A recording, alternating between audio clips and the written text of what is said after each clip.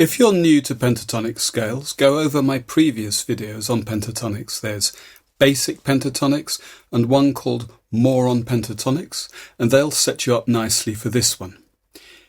In many styles of music where the pentatonic scale is an important element, it's very common to create a more lyrical sound in the melody by sliding between certain notes or bending their pitch.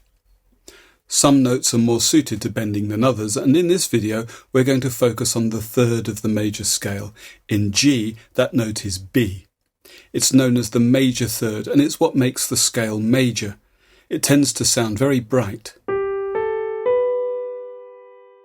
I sometimes use the example of Jingle Bells, which begins on the major third, to show how happy and almost brash this note sounds.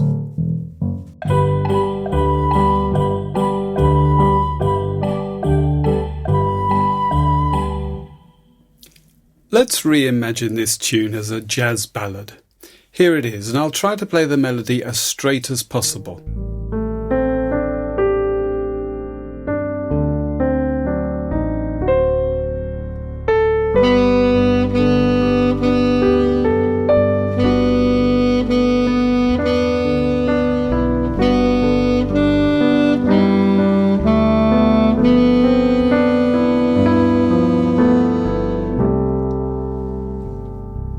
It might sound as though it's lacking in character, a bit bland maybe.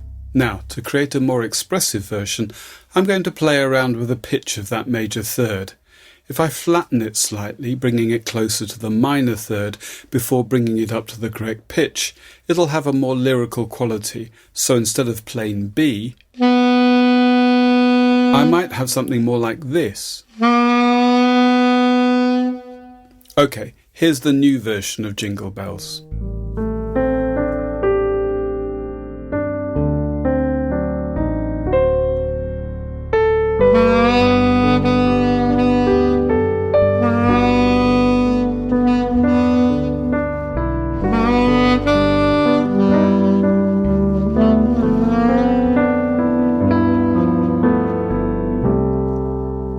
Now we begin to hear character in the melody, and yes, you might say I'm playing it slightly out of tune on purpose. I'm deliberately playing the note flat and bringing it up to pitch as the note settles so that we hear it in tune eventually. And this is what blues musicians do. In a nutshell, we're creating a sense of minor melody over a major harmony. That is to say, we're dialing in the tension by playing around with the majorness of the sound. On the guitar, bending a string to raise the pitch is a key technique in blues and rock. In the key of G, you might fret a B flat and bend it up to a B. Or you might bend a whole tone up from A.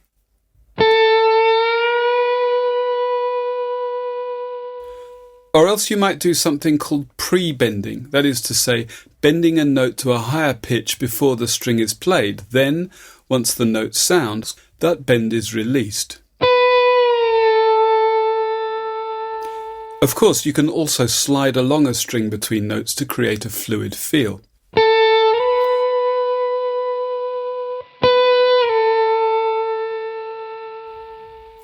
Here's a version of Amazing Grace on the guitar.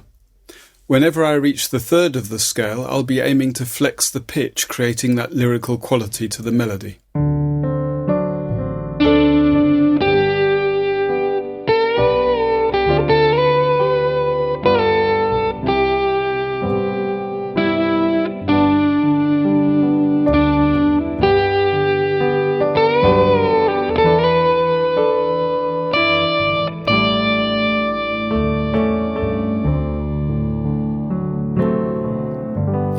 In a sense, that whole area between the second, A, and the major third, B, is an indeterminate pitch, allowing you to control the amount of expression as you like.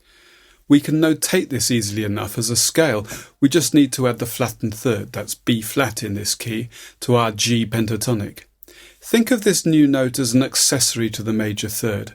On the piano, for example, where you can't bend the note, get used to including the flattened third as you move to the major third.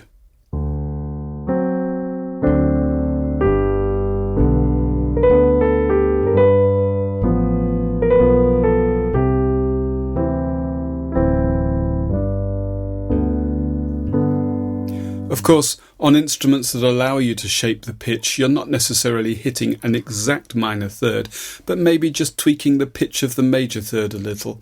It can be very subtle. Try this on any major pentatonic scale. Treat the area between the second and the third as a fluid, non-specific pitch. You can notate it by adding the flattened third, but on an instrument that allows you to massage the pitch more subtly, you're free to alter it by less or more than a semitone. The aim is to add expression to the scale by playing with the sense of major and minor. Now, you'll remember that the major pentatonic contains the same notes as the relative minor pentatonic. In this case, that's G major pentatonic and E minor pentatonic.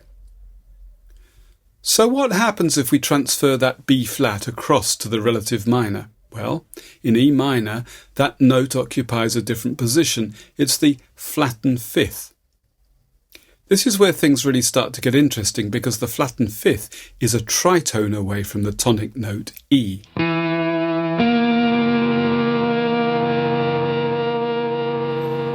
We know how dissonant the tritone can be, how it's used to create the tension that gives a dominant chord its function.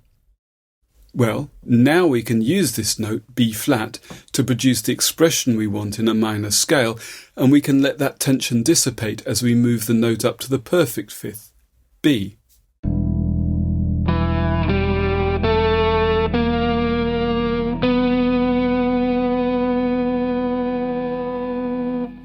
This scale, the minor pentatonic with a flattened fifth, is universally known as the blues scale.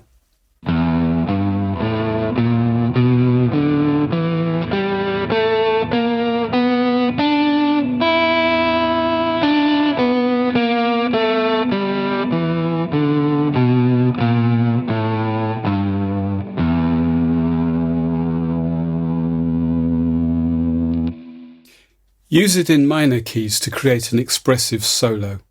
Here's an improvisation using the E blues scale in E minor. I'll just use the notes of this scale even when the chords change, and there'll be plenty of bending and sliding in the area of the scale between the fourth and the fifth, making expressive use of that flattened fifth.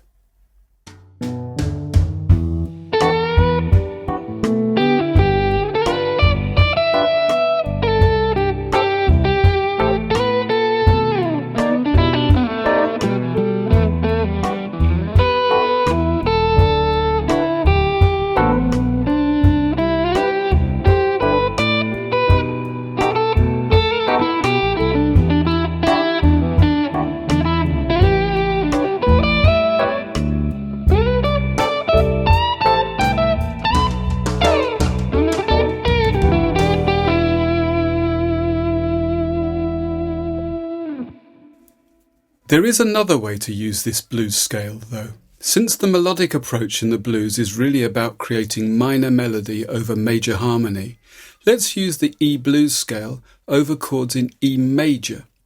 This creates a whole new level of expressive tension that sounds authentically bluesy.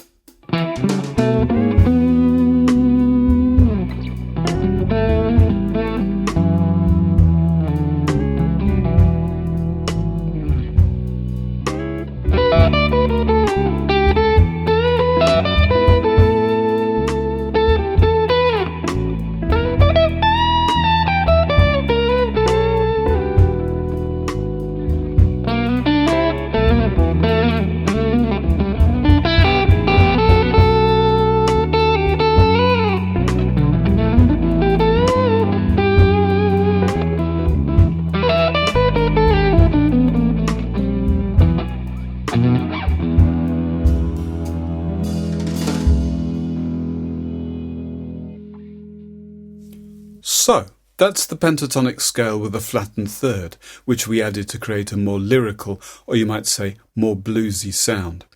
And if we play the same notes in the relative minor key, this scale becomes the minor pentatonic with a flattened fifth, otherwise known as the blues scale.